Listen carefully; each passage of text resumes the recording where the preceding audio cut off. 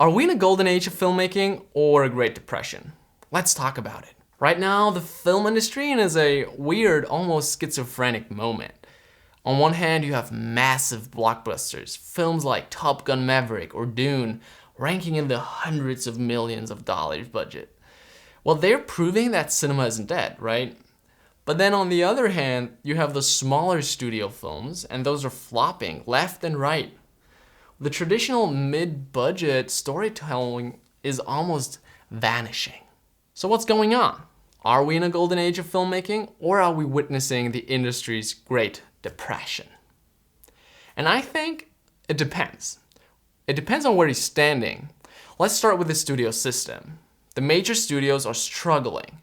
They're pouring insane budgets into fewer, bigger bets. Think superhero sequels, legacy reboots, major IP-driven projects. These movies cost hundreds of millions to make and to market, and unless they crush the box office, they're considered failures. Just look at how many major releases recently underperformed. At the same time, the mid-budget films, the rom-coms, dramas, thrillers, they're disappearing. Why? They're too expensive for what you can get out of the theaters, but they're not flashy enough to drive any new subscriptions to streaming. So they got stuck in this awkward limbo, too big for indie, too small for Hollywood. And then there's the indie world itself. And I think that's where things do get really interesting. If you're an independent filmmaker right now, you're living in a time of unprecedented opportunity. Cameras are cheaper, editing software more powerful than ever, distribution has never been more accessible. You can literally shoot a feature film on a Sony a7 IV and release it to a global audience from your laptop. And how do I know? Well, I've done it multiple times. Check out my video on FilmHub if you want to learn how to do that yourself and get your movies out there.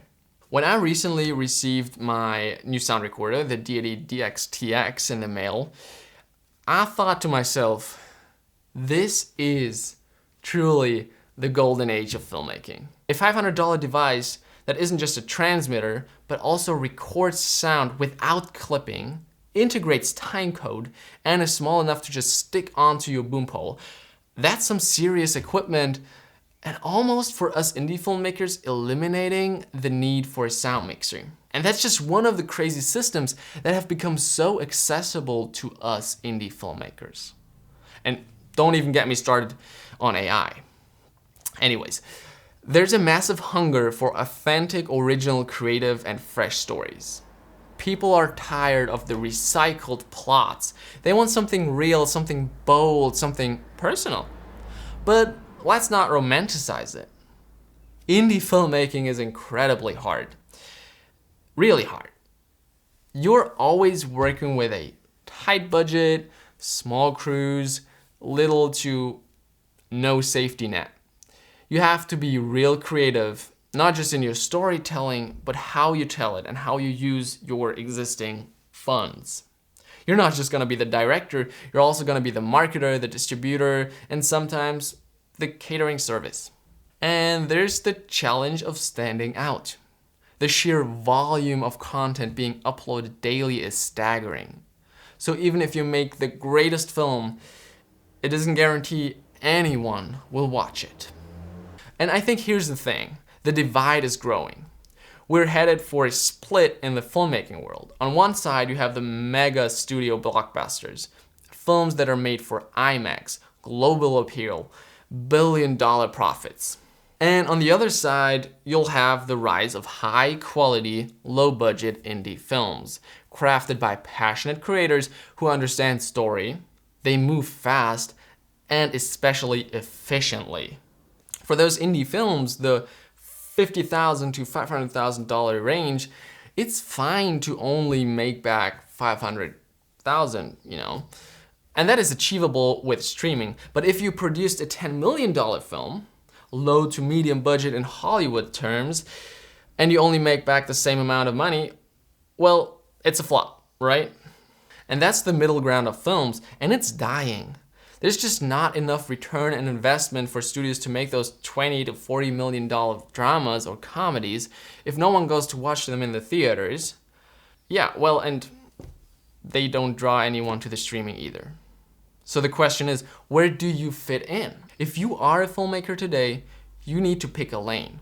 Are you going for a seat at the studio table where the budgets are huge, but the creative control is very limited? Or are you going to embrace the indie grind? Lower budgets, more freedom? I don't think there's a wrong answer, but what's clear is that the world of filmmaking is changing real fast. And honestly, for me, it's exciting. For the low-budget filmmaker. Because I think in every Great Depression, there's also a renaissance, a rebirth, a group of people who choose to innovate instead of giving up. And maybe, just maybe, it's not even a Great Depression or a golden age. Maybe it's just a reset. And what comes next? Well, that is up to us, filmmakers. So if you like this video, this channel is all about filmmaking. Subscribe for more.